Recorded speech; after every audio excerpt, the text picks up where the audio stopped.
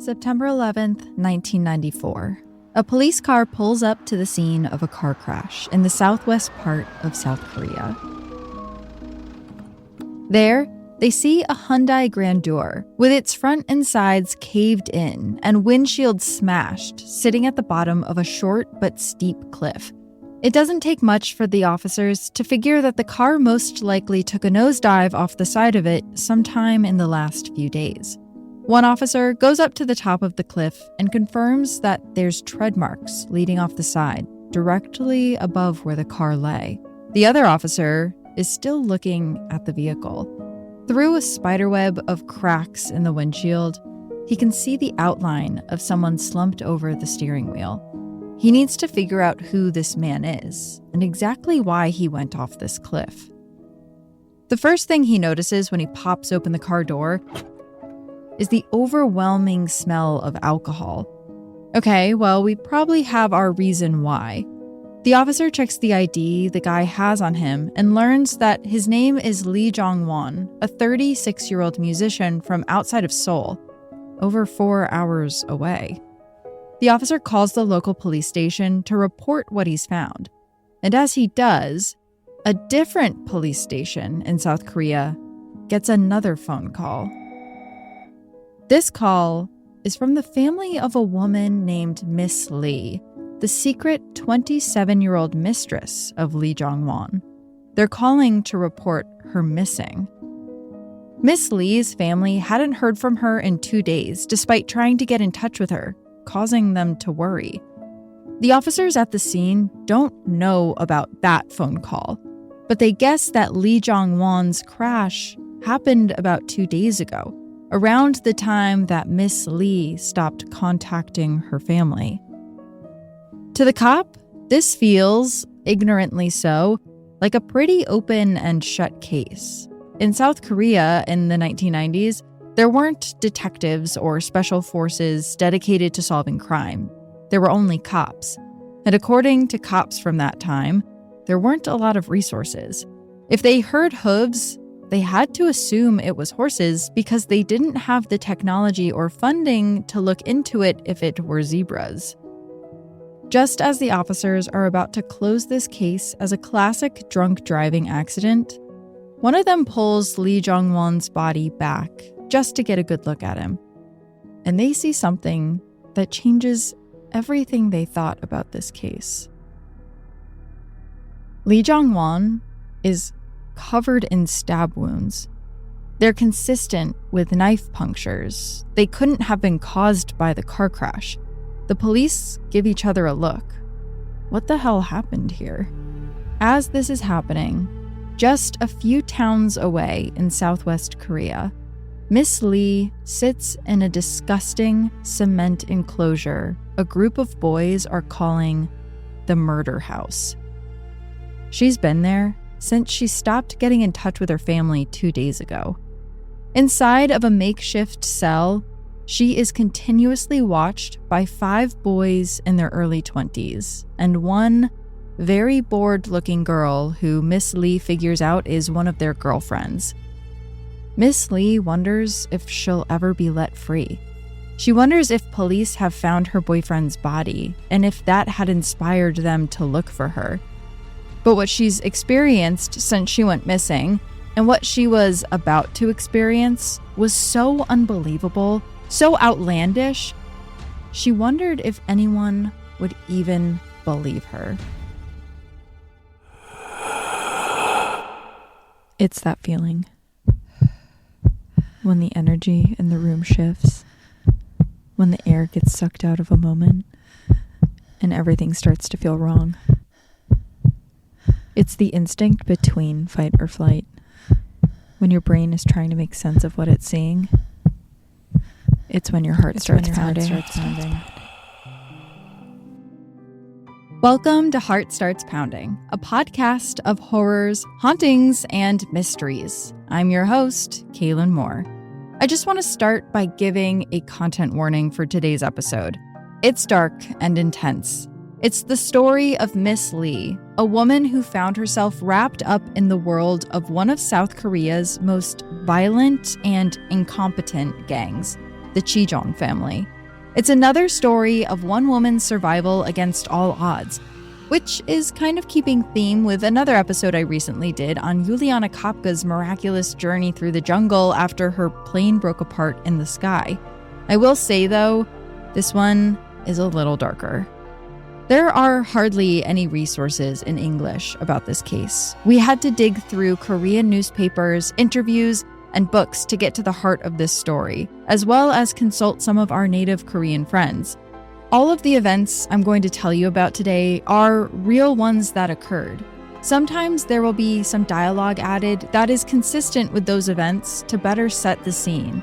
And if you're interested, we'll talk more about that in this week's footnote episode on this case, available on Patreon for the High Council tier. And lastly, I am not a native Korean speaker, so some words and names will be pronounced with an American accent. This is not meant with any disrespect. It's just to ensure that the focus doesn't get taken away from the story and those involved. But for now, we're going to take a quick break. And when we get back, we're going to jump into the story of the Chijon family. Our story starts just a few days before Lee Jong-won's car was found at the bottom of the cliff. 3 a.m., September 8th, 1994. 27-year-old Miss Lee and her boyfriend, 37-year-old Lee Jong-won, are driving on a dark country road outside of Seoul, South Korea. Their illicit affair had brought them to a motel on the outskirts of town, and they decided to head back to their respective homes in the wee hours of the morning. To keep consistent with South Korean privacy standards, I'm going to keep referring to her by Miss Lee, which is how Korean papers refer to her. As the two are driving down the dark and quiet road, out of nowhere, the couple sees two sets of headlights in their rear view.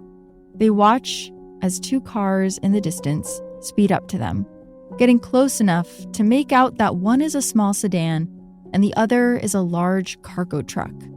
The two vehicles then slow down and keep a steady pace behind their Hyundai Grandeur.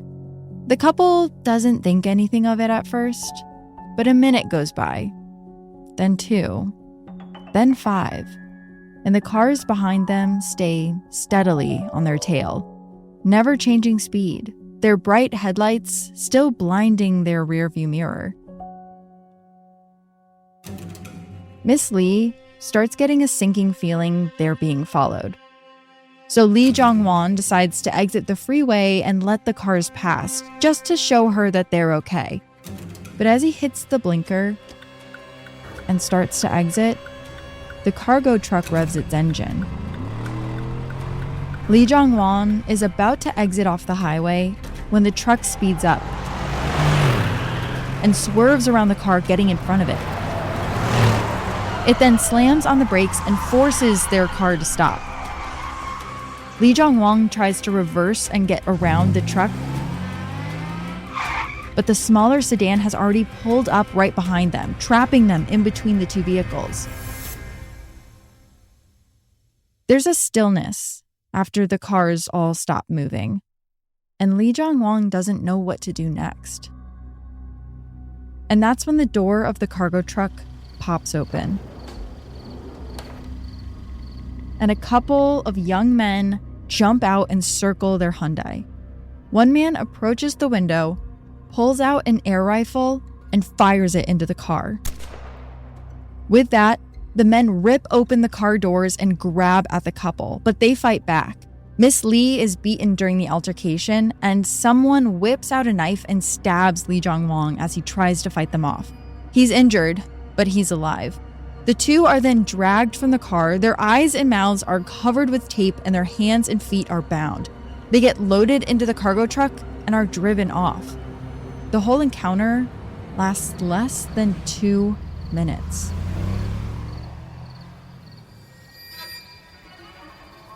The next time that Miss Lee can see again is when she's taken from the car and brought into the house. That's when the tape is ripped from her eyes and she's able to look around. The room she's in is concrete and contains a makeshift jail cell that she's been placed into.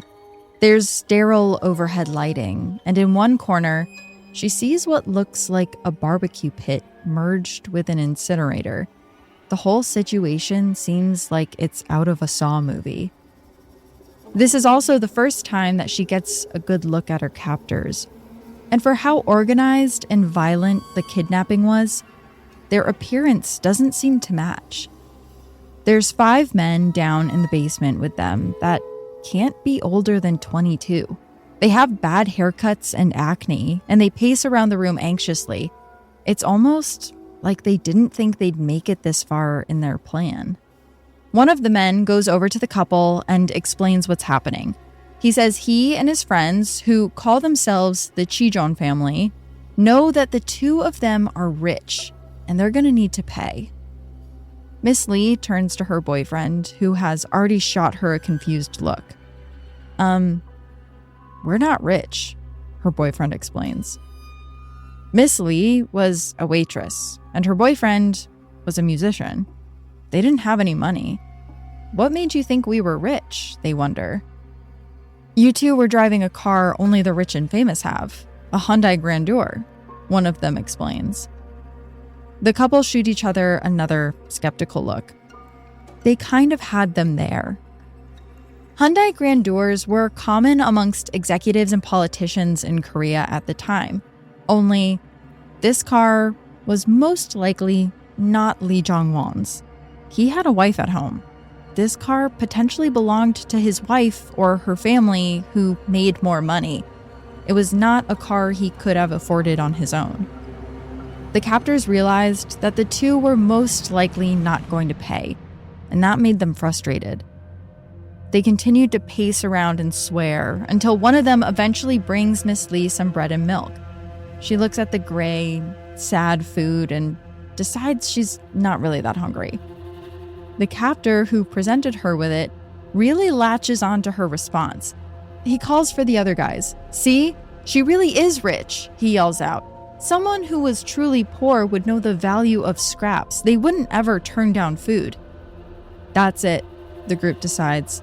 If the 2 of you are not going to pay, then you're going to die. And with that, they unlock the makeshift jail cell and pull the 2 of them out. This gang of villainous, self-conscious boys, known as the Chijon Family, had been operating in the shadows of South Korea for about a year. The idea came from Kim Ki-won, a 26-year-old obsessed with Chinese noir films from the 1980s.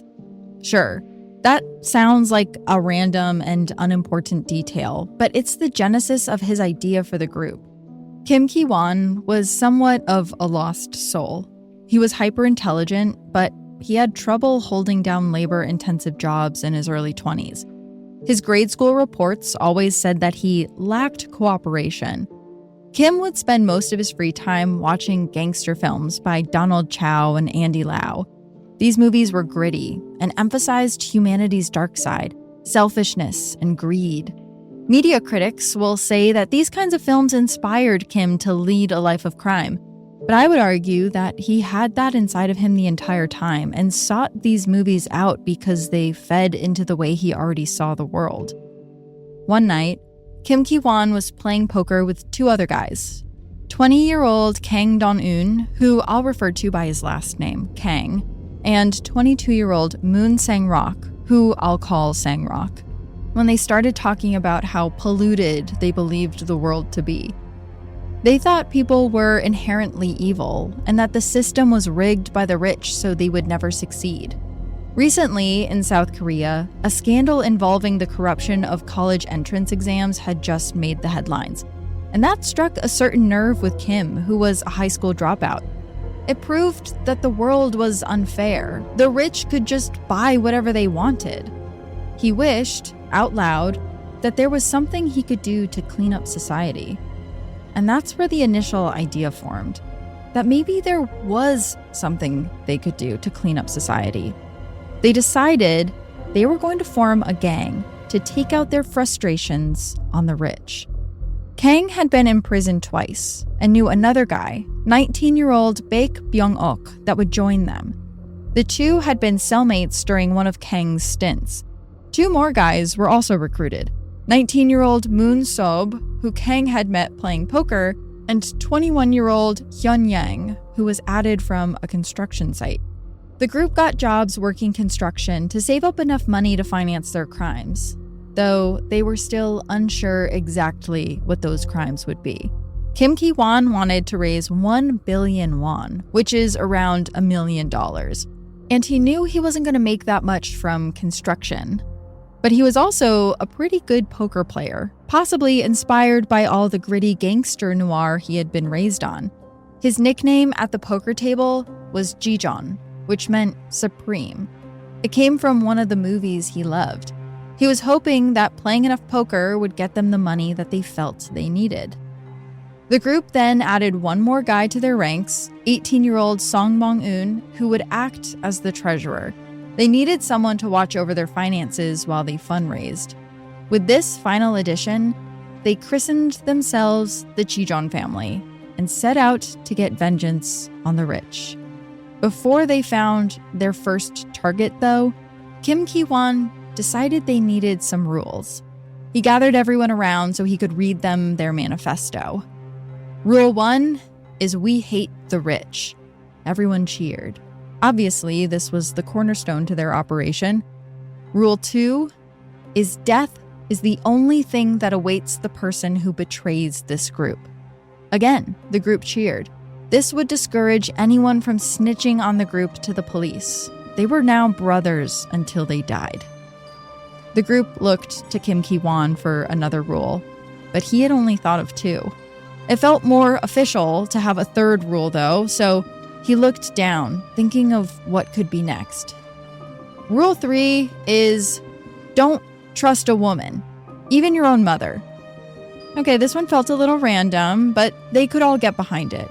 It was brotherhood until the end, no one else. And with that, they all set out to find their first victim.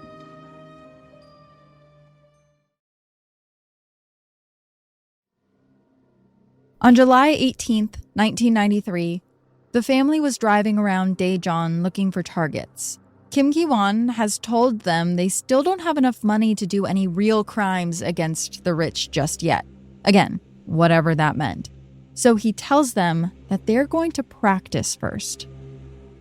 Around 11 p.m., they spot a woman named Choi in her early 20s, walking alone under a bridge in the direction of the train station. She's the daughter of a farmer. She comes from a poor family. She's hardly the type of target that the group is after. And yet, Kim Ki-won decides that she will be their first victim. He has the guys pull the car over so they can grab Choi, and they throw her in the car. They drive her about 12 kilometers away to a secluded area. Kim Ki-won thinks that he needs to set the precedent for the group and murder the girl himself. So he chokes her, and he screams, "This is how you kill a person." But witness accounts from the group say that the process looked awkward and sloppy. Like Kim Ki-won didn't know if what he was doing would even work. After this first kill, they buried Choi right there in the mountains. Though Kim was the one who killed Choi, he thought it was important that all the members of the gang be implicated in the crime. And this was something that he felt was really important to the group moving forward. He'd have all of the group participate in the murders and sexual assaults they committed as a way to discourage anyone from ever going to the police. 2 months later, though, one of the members does start having thoughts about going to the police. The youngest member, Treasurer Song Bong-eun. He's having a moral panic about the group after Choi's murder, and one night, he runs away. The only problem is, he's the treasurer, and he takes the few million won the group has saved with him. That's in violation of rule number 2. He's betrayed the group, and as the rule states, anyone who betrays the group must die. It doesn't take them long to find the boy. He's hiding out at a relative's house, and they throw him in their car, and they take him to another remote mountain in the southwest of the country. There, Kim Ki-won tells the group what he told them before. that any crime they commit from now on will be committed together. And so each of them take turns hitting Song Bong-eun's head with a pickaxe until he stops moving. But something else occurs on the mountain, and no one has really been able to explain why this happened, though it's one of the cruelest acts the group ever performs. While they're up there, they violently kill and eat a dog that they brought with them. Korean criminologists point to this event as a defining moment in the group's history, as a moment they became truly depraved. They had crossed a line with what they were willing to do, and now they could never go back. After they kill the traitor in the group, the Chijon family decides to lay low for a while. They don't practice killing for a few more months. The following spring, they forego killing to start building a permanent base for their operations. They've finally saved enough money to do so. They find a quiet area of Bulgap-Mayon in the southwest. There's only 19 homes in the area, but they purchase one that's painted light blue and pink, which drew a lot of attention to it. But they didn't care about that. They would just paint over it. What they really cared about was the basement. The basement was completely made of concrete and had 3 distinct rooms. In one room, they built a makeshift prison, or detention center, as they called it. And in another, they built an incinerator. The plan was they would capture the rich, hold them in the detention center, get as much money as they could out of them, and then ultimately kill them and dispose of their bodies in the incinerator. It was all coming to plan, Kim Ki-won thought. He had his gang, he had his facility, and now he was going to use his influence and leadership over the boys to destroy the wealthy. Korea was never going to be the same once he was done. Except, a few weeks later, Kim Ki-won winds up in prison.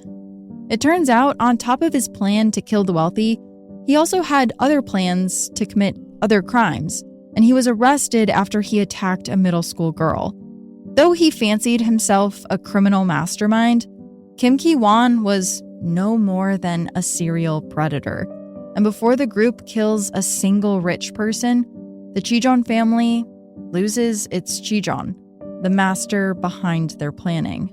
And not long after this, Moon Sob brings his girlfriend, Kyung-suk, into the mix. "What? I thought we said we didn't trust girls," one of the members says. "Kyung-suk isn't just a girl, she's my girlfriend." The group didn't have their leader to look to clarify the rules. Kim Ki-won was the brains of the group. He had set the precedent. The rest were unsure how to proceed without him. "Okay, so besides Kyung-suk, we don't trust any girls." The group all agreed to that. And that's how they ended up where they are now, with 2 people who aren't even rich in their detention center and no idea what to do next. All that they know is what they learned from Kim Ki-won: kill and make sure everyone is implicated. So they tell Miss Lee that they're going to kill her boyfriend, and she's going to help them do it. But first, they make the couple drink a lot of alcohol. They choose to strangle Lee Jong-won because that's what they saw Kim Ki-won do on the mountain. And as they do, they make Miss Lee put her hands around his neck as well. Next, they bring his lifeless body and his car to the top of a cliff, make it look like there's skid marks near the edge, and push him off, hoping the scene will look like he drunkenly swerved off the road. It seems like they're successful, and they breathe a sigh of relief. That is, until they turn around and realize they still have to figure out what to do with Miss Lee.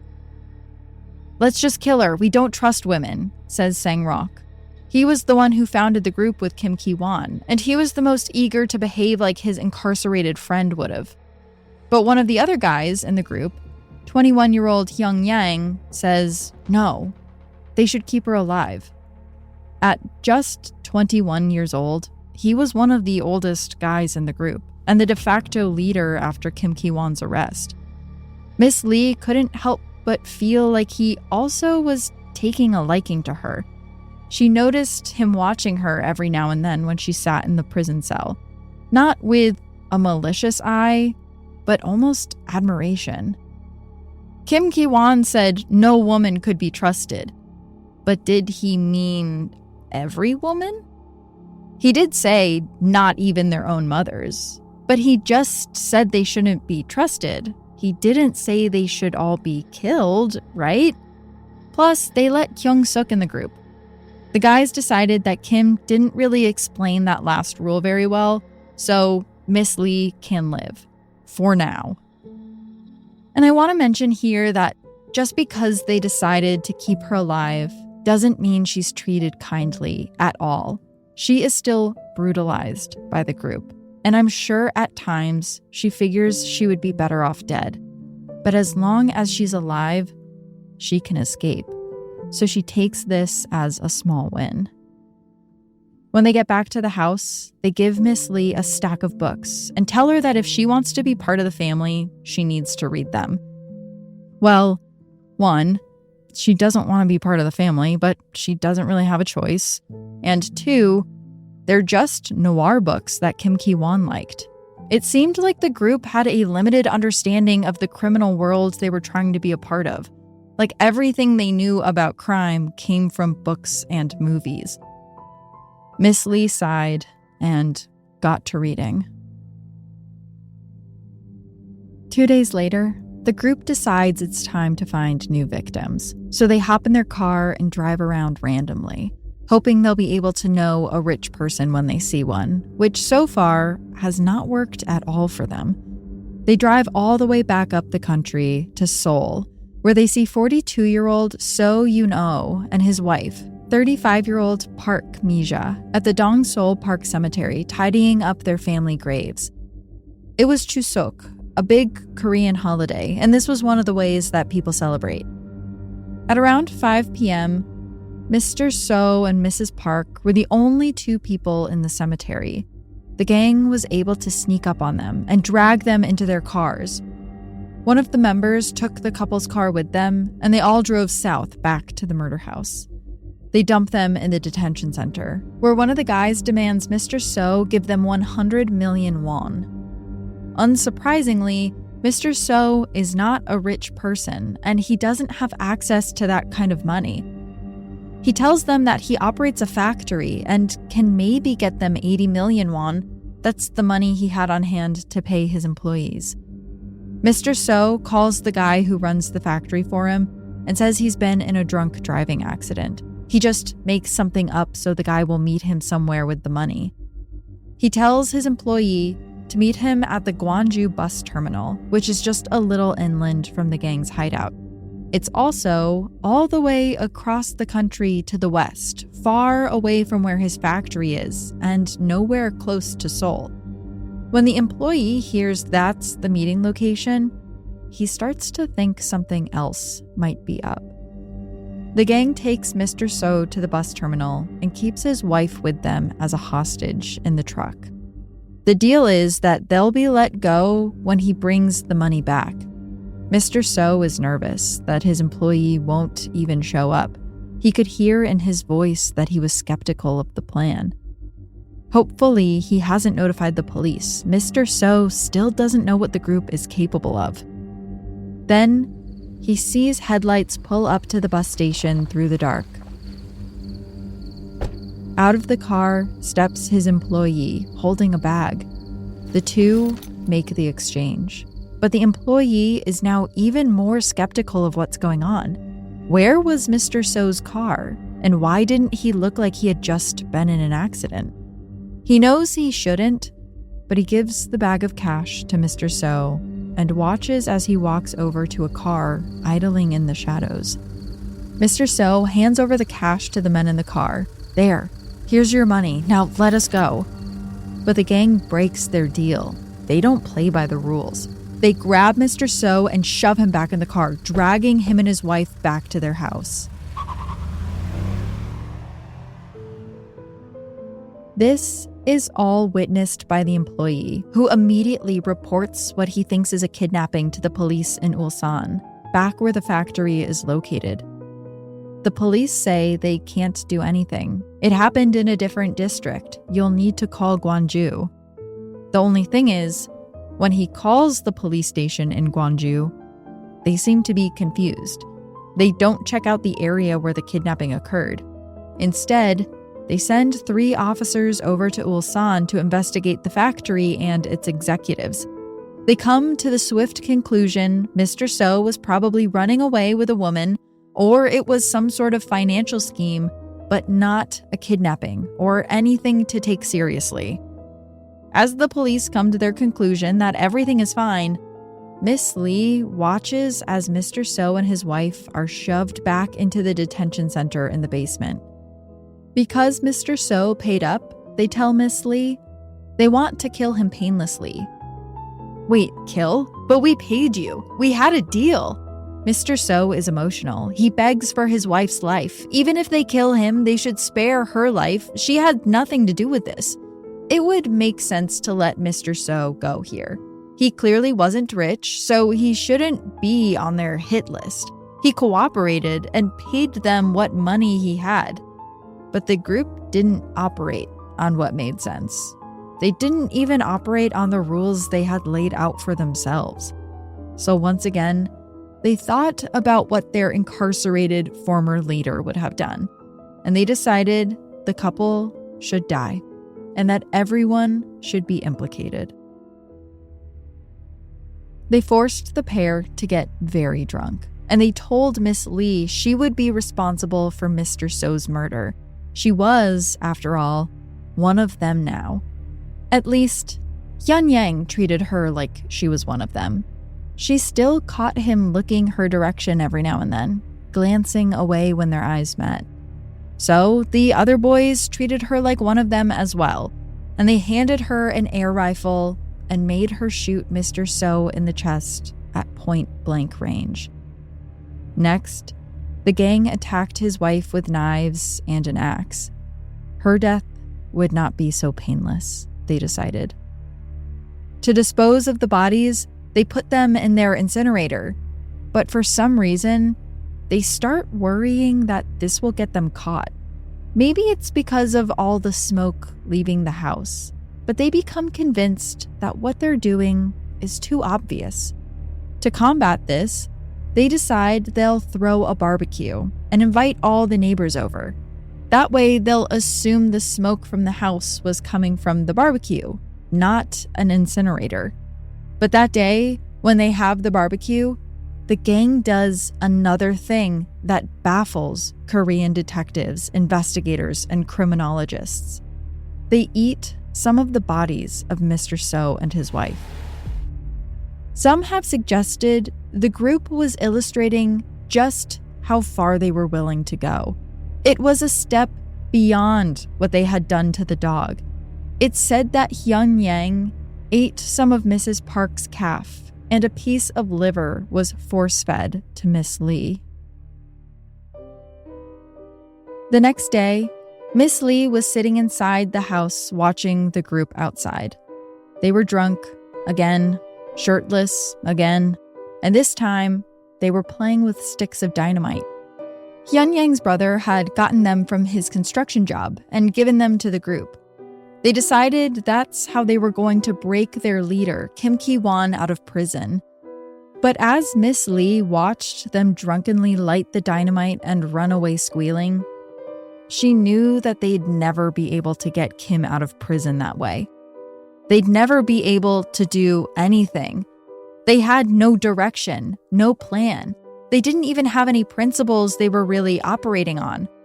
Eat the rich? Okay, well, all they've done is eaten a dog and 2 middle-class people. They hadn't gone after a single rich person. They were just cannibalizing their own class. It's then that Hyun Yang runs into the house, holding his hand. There's blood dripping all down his arm. "Did you hold the dynamite while it exploded?" Miss Lee asks. Hyun Yang nods, on the verge of tears. "Here, let me see. The wound is pretty bad. He's going to have to get it checked out at the hospital." Miss Lee perks up a little. He can't go to the hospital by himself. And if she could just go with him, she'd be out of the house, away from the whole group. It would be much easier to get away from one of them than all of them. A doctor needs to check this out. You shouldn't drive there by yourself, though, she tells him, nervously awaiting his response. He looks at the wound. She's right. He's going to need stitches, and he's in a lot of pain. Will you drive me? He asks. Hyun Yang had allowed Miss Lee to live, and now he was allowing her out. Was this intentional? She didn't have time to figure that out. She grabs the keys to the gang's sedan and quickly helps him into the car. Her heart is racing the whole way to the hospital. Hyun Yang is pale and sweaty. His body is definitely in shock. When they arrive at the hospital doors, the nurses check him in, and the two have to sit in the waiting area. While they're there, Hyun Yang empties his pockets, giving the contents to Miss Lee to hold onto for just a second. This includes a cell phone and about $500 cash, though he keeps his car keys. Miss Lee looks down at the items in her hand, almost salivating. These are all she would need to escape. Kim Hyun Yang, a nurse calls out, beckoning him into the doctor's office. He gets up, walks through the waiting area over to the doctor, who closes the door behind them, leaving Miss Lee with his belongings. She can't hear anything but her heartbeat in her ears as she holds onto the phone and cash, alone in the waiting room. She wonders if this was some kind of test of loyalty, like he was testing to see if she was really one of them. They had been treating her as one of their own, and they had made her take part in some horrible crimes. Did he think that would keep her in her chair? Would it? It turns out, no. Because in a split second, she jumps up and books it out of the hospital. She gets a cab outside by the curb. The money should cover a far ride. She knows she can't go to the local precinct. Within 2 hours, the group would know about her escape and come looking for her, and she didn't want to know what would happen if they found her. Once she's in the cab, she tells him to take her to Seoul. That's 4 hours away, the driver protests, but she tells him she has the money, and they're off. The driver can tell she's anxious, so he tries to make a joke. Don't worry, he says. I know all the gangs in the area. It's maybe meant to jokingly calm her down, like she's safe as long as she's with him. But Miss Lee does not take it as that. She thinks he means that he knows the Chijon family. They had told her, after all, that they were part of a larger group that had spread all throughout Korea. So she has him stop the car near a farm, and she takes off running. She gets to the farmhouse and is able to convince the man who lives there to call her a different cab, and then she takes that one to Seoul. Meanwhile, Hyun Yang emerges from the doctor's office to see the seat where Miss Lee once sat is now empty. He rushes back to the group and tells them what happened, and they insist that they should go stake out the local police station. But when they're there, they don't see Miss Lee ever go in, and it never looks like the police are mobilizing for a raid. Hyun Yang tells them that she's probably just hiding out and she'll return later. She can be trusted. But Miss Lee is in a police precinct on the other side of South Korea, telling the police everything. It's an unbelievable story, and the cops think she's on drugs. They almost turn her away. But she knows about Mr. So and his wife, who show up as missing in the police database. And she knows about the crash of Lee Jong-won and how it wasn't an accident. The police are able to ping Mr. So's cell phone, and they see that it's pinging where she said it would, near the murder house. They also confirm the cell phone she brought is registered to one of the guys. So very early the next morning, a team of 9 police officers with only 4 guns between them head southwest to the place where Miss Lee's boyfriend was allegedly pushed off the cliff, and they see that everything at the crime scene checks out with what Miss Lee told them. So they start putting a plan together to catch the gang. With Miss Lee's help, they identify the murder house and begin a stakeout the next day around 5 a.m. and to their surprise, the whole gang is inside. Why would they be there if Miss Lee had escaped? They must have really trusted her. Around 7:30 in the morning, Kang comes out and hops in the truck to go into town and get groceries. As he's driving, he notices police behind him. He tries to lose them, but they run his truck off the road and capture him after a fight. Now they know that the rest of the gang is holed up with explosives, so they want to lure them out. They decide they'll call the house and tell them Kang was in a bad accident and they'll need to come to the hospital to claim the cash and some other items he was carrying. Moon Sang-rak, Hyun Yang, and Lee Kyun-suk show up to the hospital, and as soon as Moon Sang-rak gets out of the car, he's arrested. Hyun Yang and Kyun-suk take off in the car and lead police on a 20-kilometer chase that ends when they crash into a private residence. At this point, only 2 gang members remained, Moon Sop and Baek Byung-ok. So after the arrests, 9 police officers finally request backup to go into the actual house where they know dynamite and weapons and 2 remaining members are. A team of 20 descend on the house and arrest Moon Sob. Baek breaks out of a window and escapes into a bamboo forest behind the house, but he's no match for the detectives that chase him down. Everyone in the family is now in police custody. In the end, the Chijon family never killed a single rich person, and what did them in was trusting a woman. They were a disorganized group of men that couldn't follow the rules they made up for themselves, and they hadn't even inspired any fear in the country because no one knew who they were until they were caught, and that's including the police. It's tragic that they were still able to take so many lives. The group went on trial where they revealed that they were not remorseful at all.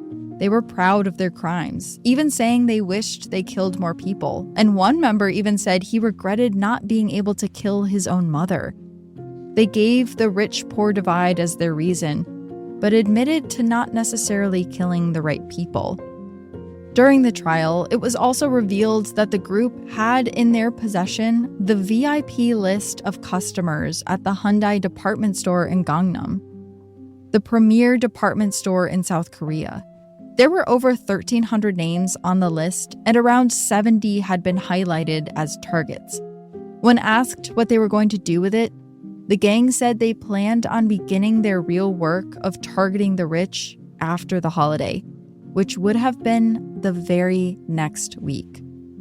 Ultimately, the gang was all given the death sentence, and it took only 25 days after their arrest for their sentencing to be decided. The only member that was spared was Lee Kyung-suk, the girlfriend. In a strange and almost poetic manner, the only 2 survivors of the gang were the 2 women they decided to trust.